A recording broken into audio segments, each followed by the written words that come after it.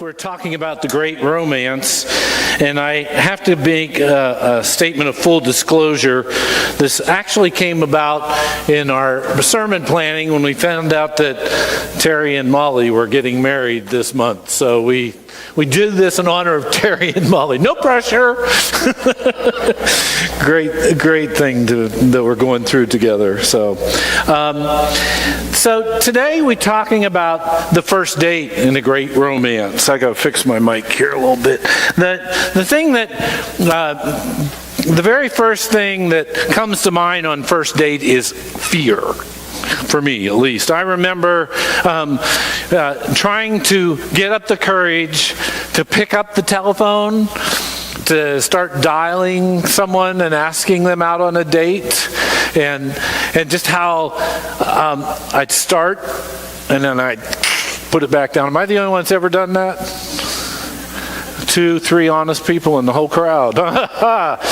And I know that, it's true that, I think we are actually at a disadvantage these days because now we have smartphones and you just point at the person's name and it starts to dial and it immediately connects. So we don't have that period of punching anywhere from 7 to 10 digits on the phone. We don't have that back out period like we used to, because as soon as you hit send, it's going and it's calling them kind of thing.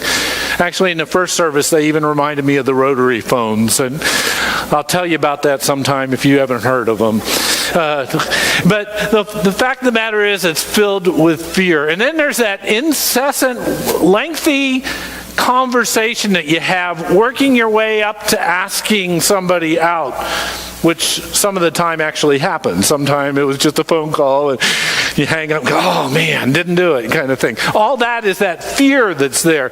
And I would say that we have fear as non-Christians coming towards Jesus. When we start to think about the idea of meeting Jesus, we have that same kind of fear that's built up inside of us. The second thing that comes in dating or going out on that first date, the first dates start with a lot of presumptions.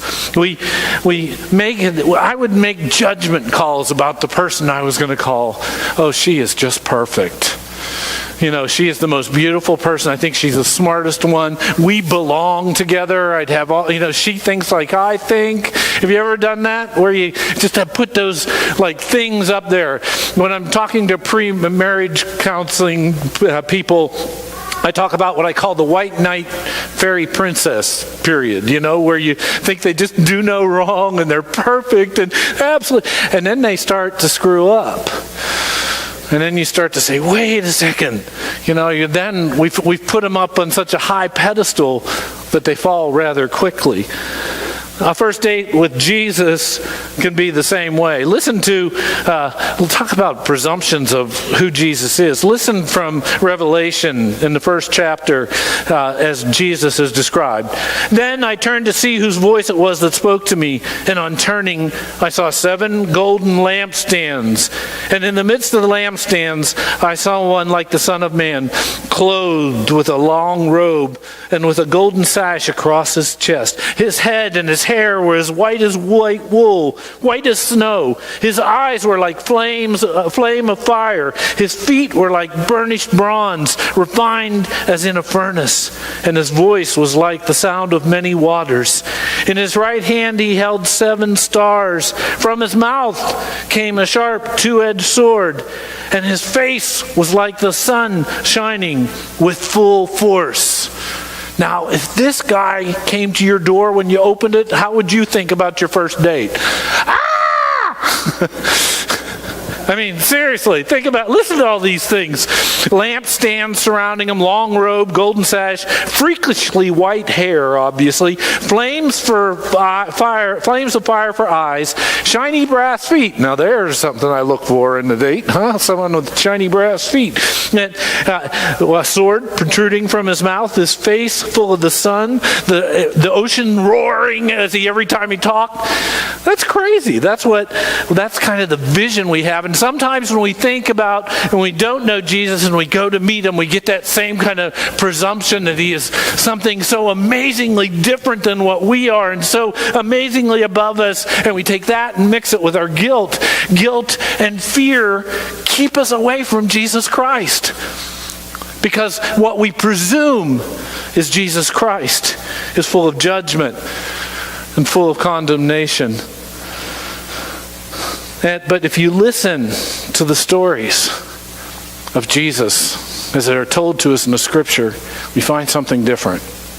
We find in Zacchaeus, as the kids are studying about right now, we find that Zacchaeus was this tax collector, which was the absolute worst job because you were taking people's money and just adding to it. And the more you took from them, the richer you got. And he was in the background of when Jesus came forward, and he was a short man. And so he was afraid to push through the crowd because they already didn't like him. And he climbed a tree and he looked, and I would surmise that he was up in that tree because it was a safe place to be, not only from the crowd, but from this man they called Jesus, this one that he said would be the Messiah.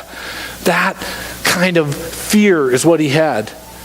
And yet Jesus turned to him and said, Zacchaeus, come down from there, for I must eat at your house today.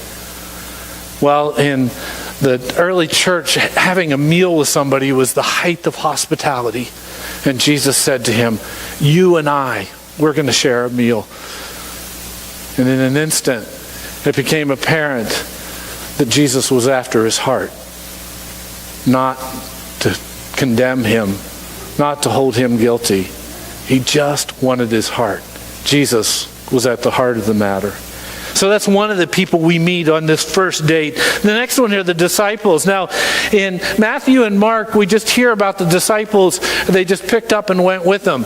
But when we hear the story in Luke, it's told a little bit different. We hear about how Peter was standing along the water, and he's been fishing all morning and catching nothing, and he's hearing Jesus teach on the shore, and they're all talking to him about what he's teaching about. And then Jesus turns to Peter and he says, put your net out on the other side of the boat. And of course, Peter rather skeptically does just that and pulls up all these fish. And you can hear in his voice that almost immediately there is fear. It says in the Message in Luke 5:8, Simon Peter, when he saw it, fell to his knees before Jesus. He says to him, Master, leave. I'm a sinner and can't handle this holiness. Leave me to myself.